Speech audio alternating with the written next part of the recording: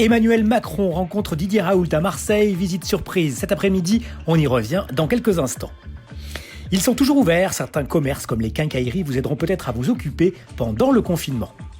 Enfin, si vous avez un jardin, vous vivez sans doute un confinement heureux, c'est le printemps et vous aurez les conseils d'une pépiniériste marseillaise. Une visite surprise et à l'abri des regards, Emmanuel Macron est venu cet après-midi à Marseille pour rencontrer Didier Raoult. À 15h47, un convoi de véhicules sombres arrive à l'IHU Méditerranée Infection à la Timone. En venant rencontrer le professeur marseillais, le président de la République lui apporte un soutien réel. Didier Raoult, qui a souvent répété qu'il était en contact avec l'Élysée, est un personnage disruptif, comme les aime Emmanuel Macron. On est devenu fou parce que c'est des gens qui ne font pas de médecine, qui parlent de médecine. La médecine, c'est de pratiquer le soin au quotidien à des gens qui sont malades et on leur donne un traitement. On ne leur dit pas rentrez chez vous et si vous n'arrivez plus à respirer, venez à l'hôpital. C'est pas ça la médecine. Voilà. Et donc, je suis content parce que j'avais un sentiment d'étrangeté parce que tout le monde dit que c'est moi qui fais ça, mais c'est pas moi, c'est les médecins qui font ça. Et donc, je suis content de voir que les autres médecins ils font comme moi parce qu'ils sont raisonnables. Voilà.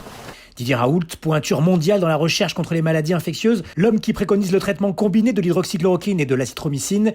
Didier Raoult, qui a une partie de la communauté scientifique contre lui, mais qui a gagné depuis longtemps la bataille de l'opinion, notamment à Marseille. Dans ses services, plus de 30 000 Marseillais ont été testés, certains pris en charge sur place.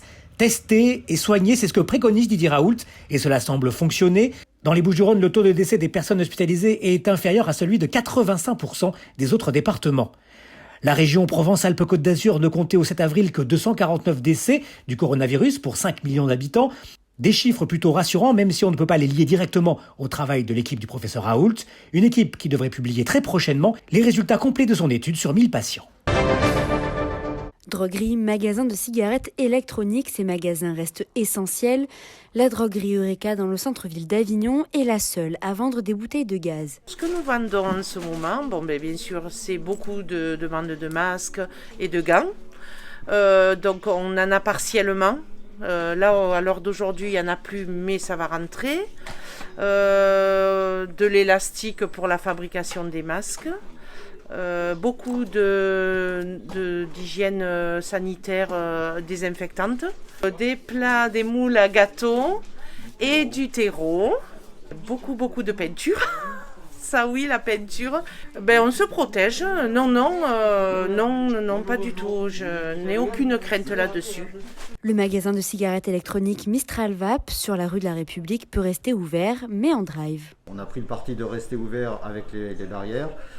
Pour justement pas que le travail qu'on a fait depuis 5 ans, depuis l'ouverture, et de permettre aux gens d'arrêter de fumer, retourne à la cigarette, parce que ça c'était un accès plus simple, quoi. Voilà. Les temps sont un peu difficiles, donc on a mis en place tous les gestes barrières. Vous voyez avec la barrière, on fonctionne uniquement en système drive, c'est-à-dire que personne ne rentre dans la boutique.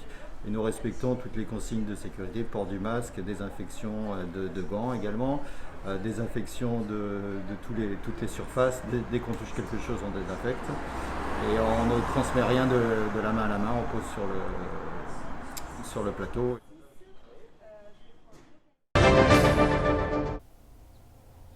Ceux qui ont la chance d'avoir un jardin vont pouvoir profiter du confinement pour s'en occuper.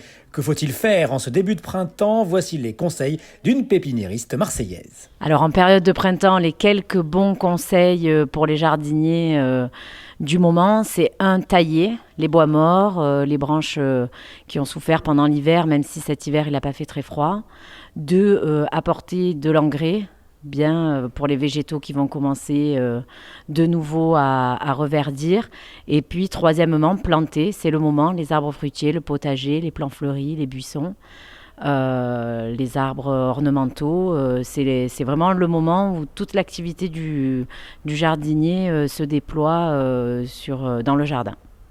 Alors, quelques conseils supplémentaires, étant donné la circonstance actuelle de confinement, prendre le temps de se renseigner pour faire les meilleurs choix de ce qu'on veut mettre dans son jardin, prendre le temps aussi de découvrir comment se comportent les végétaux, prendre le temps de préparer son jardin aux plantations un peu plus de façon un peu plus soignée que ce qu'on le ferait dans notre ancienne vie où on est toujours en train de courir entre les mails, le téléphone, les activités, les enfants, les barbecues.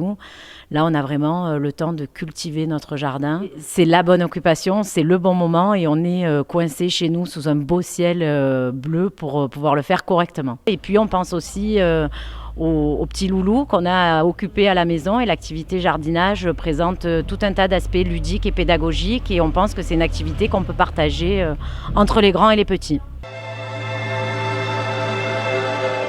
Encore et toujours du soleil sur la Provence et la Corse, pas l'ombre d'un nuage sur notre région et des températures qui sont toujours très agréables, un peu fraîches le matin, 1 seul degré à Avignon, 3 degrés à Digne, 2 à Manosque et jusqu'à 6 à Marseille et Ajaccio. L'après-midi, il fait bien plus chaud, jusqu'à 23 degrés à Digne, même jusqu'à 25 degrés à Avignon. Il fera 21 à Marseille, 20 à Toulon, 19 en Corse. Nous fêterons les Fulbert.